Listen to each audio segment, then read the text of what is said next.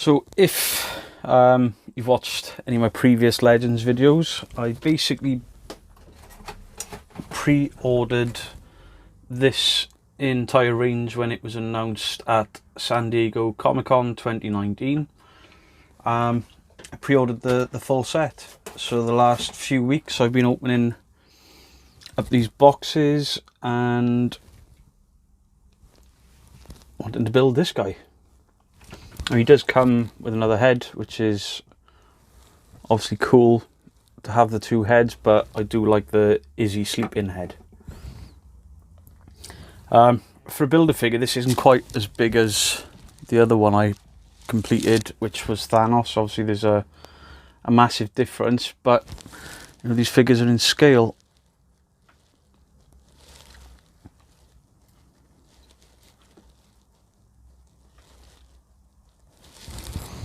So there is Bro Thor. Love the head sculpt on that. So obviously got the scar above his right eye. Sunglasses on there. Even the hair sculpt on this. They've managed to make his hair look sort of greasy and matted like in the movie. He's obviously in his Big Lebowski-esque gear. They've even put a pair of Crocs on him. So the detail in this is incredible. And there's his beer belly, much like my own. So, and obviously comes with Stormbreaker. Now this Stormbreaker is a better mould than the last Stormbreaker we got, but there are some sort of silver splashes of paint on the vines that shouldn't be there. But other than that, this figure is outstanding and it's been worth the wait. So onto articulation. His head does turn 360 because this hair piece is a soft vinyl. His head tips pretty much all of the way back and doesn't drop too far forward because he's sort of stolen my style there. It does pivot as well.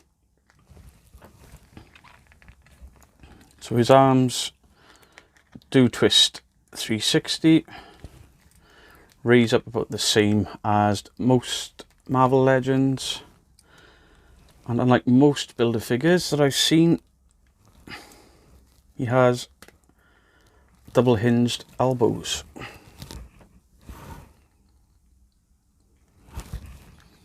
To allow for more sort of posing ability. At first I thought there was something wrong with his hands. They look sort of furry, but then I've realised he's actually wearing those sort of beige fingerless gloves that he wore in the movie.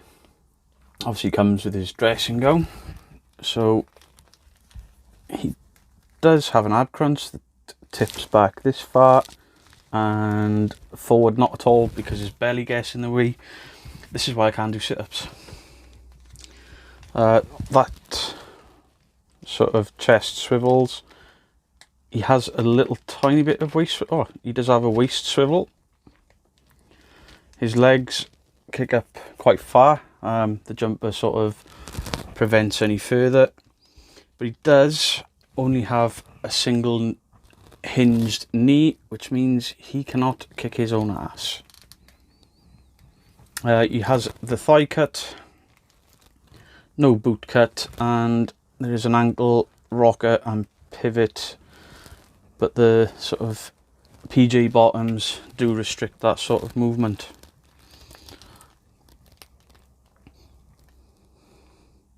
I've been waiting so long to get this out of the box, so we'll switch to the desk cam and have another look. So there is Bro Thor next to the 80-year comic book Thor. It's quite a size difference between the two figures, but obviously comic book Thor would be a bit bigger. This figure is more in scale with the other Legends. I believe he's the same size as Thor from Endgame, but I can't show a comparison because Thor from Endgame is hanging from my ceiling. So just a closer look at the paint app and his Crocs, and there is the other face sculpt. I really like that face sculpt, but I do like the dude look.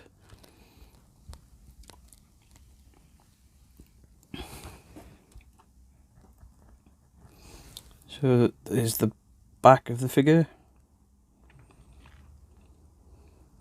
I've not noticed any paint bleeds or any loose joints or anything, so really happy with this figure. And he does stand up on his own quite freely, which some of them do not.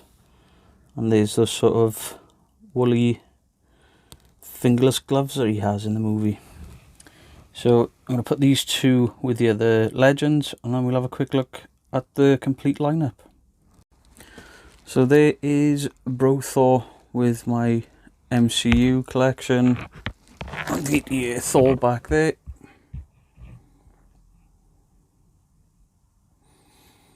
Valkyrie, Iron Man,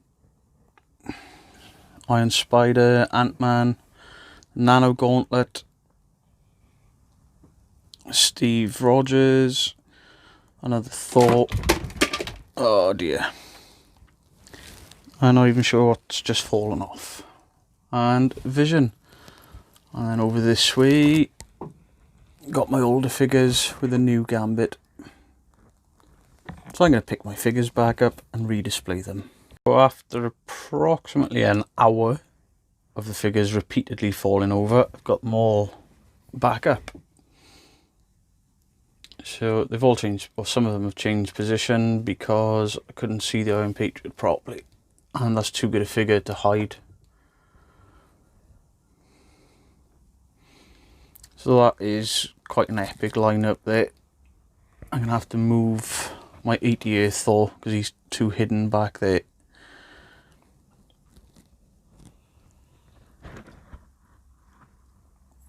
So guys, that was my review of Bro Thor. It's also the end of my Marvel Legends reviews for a while now. And obviously with not knowing how the channel is going to land, I'm not going to waste money on any more.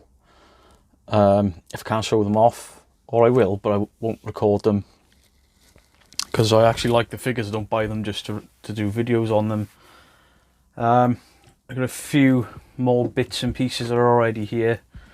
I've got Mrs. Geek's birthday stuff still to do, so there's a massive Ghostbusters collection to be shown off. There's a Funko Pop for that. And eventually I'll get around to doing the Mass Movement reviews again. I'm going to do a few more movie reviews as well. Just try and keep the channel ticking over with more than just action figures and Funko Pops because of where they might land me. So guys, thanks for tuning in. If you have watched all of these videos, let me know down in the comment section below. Please like the video, share the video, anything to help. And let me know what your favourite figure in that range is, or if you're collecting them, or if you want to collect them. Because they do look rather cool when they're all set up over there. I'll just move my blue tack, or purple tack. So yeah guys, thanks for sticking with me through all of these Marvel Legends videos. These have been, I think I started doing Marvel Legends in August, so I've done a fair few. So like, comment, share, subscribe, all that good stuff that I happen to keep saying over and over again in this video because I have lost the plot through tiredness. Thanks for supporting the channel, and yeah, let me know what you think of the collection down below. Thanks for tuning in. I've been the Bearded Geek. That collection was pretty epic. Goodbye.